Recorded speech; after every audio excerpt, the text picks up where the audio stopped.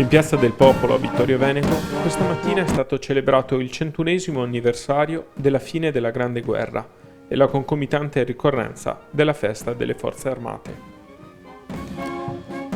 Davanti a un pubblico numeroso, autorità amministrative, politiche e religiose, hanno parlato il sindaco Antonio Miatto e il generale Carlo Lamanna.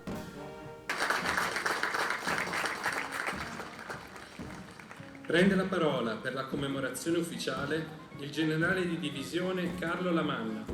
Associazioni, cittadini di Vittorio Veneto, ragazzi, grazie per aver voluto celebrare la giornata dell'unità nazionale e quella delle Forze Armate insieme alla divisione Vittorio Veneto.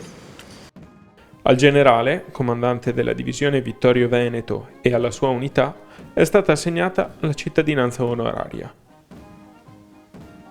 Dopo un discorso rivolto prima di tutto ai giovani, alle scolaresche presenti in piazza, sono stati assegnati anche 2 riconoscimenti speciali al personale delle Forze Armate, per il premio Vittorio Veneto, Città della Vittoria.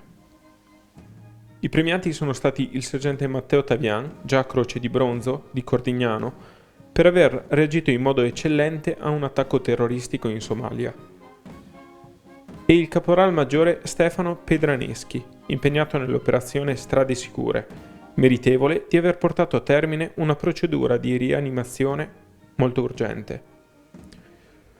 Un'occasione quella di oggi in cui si è visto rinnovato il legame storico tra Vittorio Veneto e le Forze Armate. Un legame nato da una vittoria e portato avanti da una città che celebra per prima cosa la pace.